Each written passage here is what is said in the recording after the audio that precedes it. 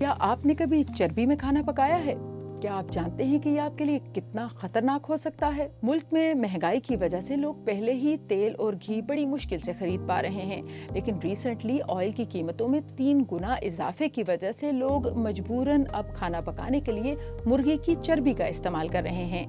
लेकिन ये कितना डेंजरस है? डॉक्टर्स कहते हैं कि अगर किसी शख्स को पहले से ब्लड प्रेशर, शुगर या दिल की बीमारी है, तो उसके लिए चर्बी या चिकनाई का ज्यादा इस्तेमाल खतरनाक हो सकता है।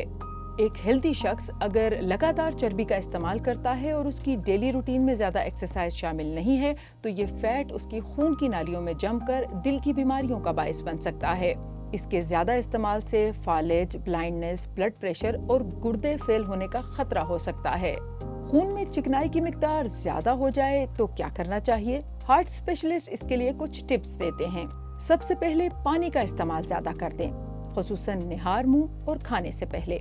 डाइट में सब्जियों का इस्तेमाल ज्यादा कर दें, लेकिन ज्यादा कार्बोहाइड्रेट्स वाली सब्जियां ना खाएं, जैसे कि आलू, शकरकंदी और मटर वगैरह। मूली के पत्ते उबालकर या सलाद की शक्ल में खाएं, ये एंटीऑक्सीडेंट होते हैं। कीनू खाएं, ये जिस्म में मौजूद चिकनाई को कम करता है।